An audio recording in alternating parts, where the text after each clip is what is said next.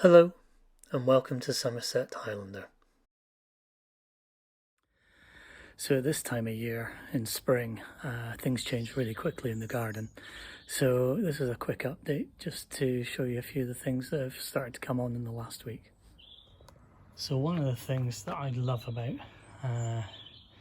where we live, we've got the Mexican flea bean. It's a lovely plant, I find, and it just adds a sort of softening to all the edges.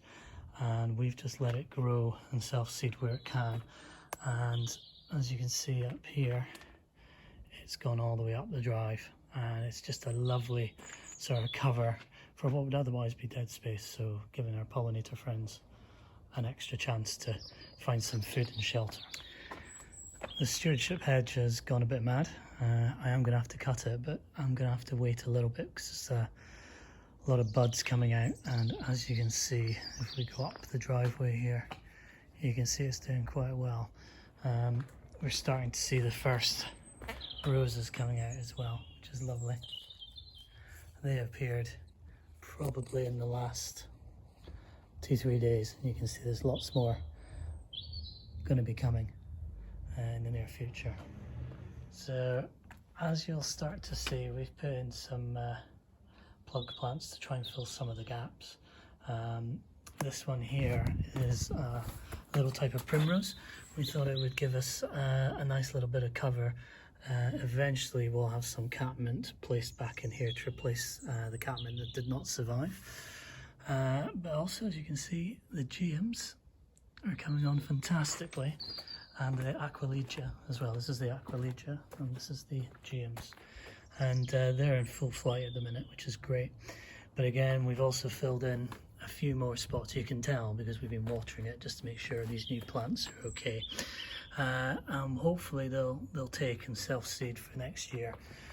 We also lost all our salvias, which are a lovely plant, so we did plant a couple here just to replace what we've lost. One of the big successes has been snapdragons, and these are self-seeded from last year, and not from here. They came from towards the back over there, and they obviously really like where they are here. As you can see, they're flowering beautifully now. And we also have coming down here a couple of Aliums that should be starting to come through fully in the next week. Probably, yeah, I think we've got 3 there that are coming through, so they should look really nice. We've also had some Aliums that have come through earlier in the season, but they're a lot smaller, so although they don't pack a punch, they add a little splash of colour.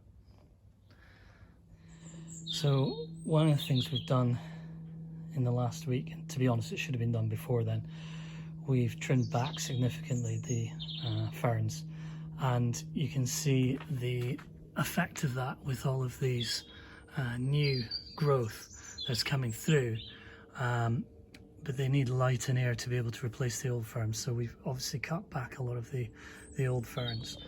We did the same with these are smaller leaves, but you can see here these are still, sorry, wrong one there, these are just unfurling, but they're not fully unfurled, some of them, but that's the new growth, and we've cut back all the old. So as you can see, the turf has grown magnificently even in the last week. We're getting more flowers. Interestingly enough, we're getting a lot of the sparrows we find pecking in and around, looking for insects here. Towards the back, we've still got the banksia flowering, but it's just about to go over. I reckon probably another week this will mostly be gone, sadly, but it has done really well. And then obviously we have the irises now. We've got more irises out with the red geums. They're doing really well. And if we follow this around, you can also see a lot of growth here. But if you actually swing around, you can start to see the real development of the back of the garden and how it's actually starting to look a lot more mature. If we follow it further around, so there's the foxgloves I was talking about. You can really see in here it's starting to look really nice, quite wild. Hawthorne now is looking lovely. We did lose one branch. Pigeon went and sat in it and broke the pigeon broke the branch, unfortunately. They're too fat around here. Cue pigeon flying away. And then obviously as we swing round, you can see how everything's looking. At the side of the pond, this is oxeye daisy. This is self-seeded, so again, you give them a chance, they'll just grow. And this is, I think, red poppy. You can tend to tell just by the flower heads. And that's again self-seeded, so it's really happy there, and it's taken over that spot. So again, hopefully we'll get a good crop. And then as we wander up,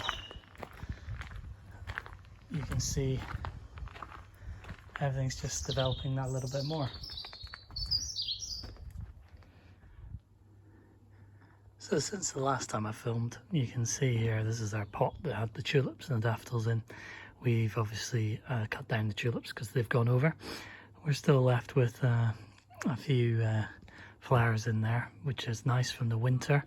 And we've got the ivy, but we'll wait probably a few weeks, and then we'll plant some cosmos to replace the missing tulips. And finally, this is the important one. My wife has got a competition at work with her friends. So these are giant sunflower seeds. So they're all going to see who can grow the tallest sunflower.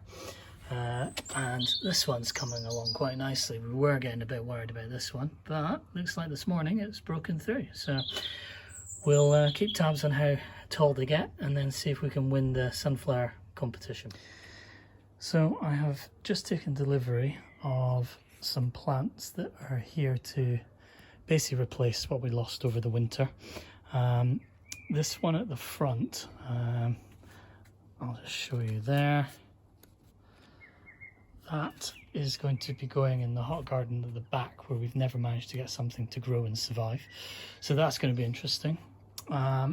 This grass here is going to go at the front of our fountain now. Unfortunately, we trimmed back what was there too hard, and then it just didn't survive the winter. That was our fault. We have some catmint, which we need to plant in because we lost a whole load of them.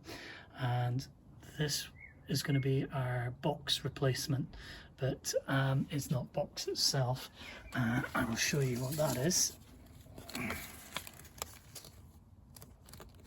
Oh yeah, Hebe's. There you go. And then we have a primrose bush here. So this is the tree we're getting. It's a sorbus pink pagoda. But as you can see, these are the berries that they produce. Just wanted to use it. It's a little bit different from what we'd have otherwise. But yeah, it's nice. We've just got to get all these in the ground soon. It's actually quite warm today, so I think if we're going to do it, we'll do it later tonight. And then we'll see how they grow.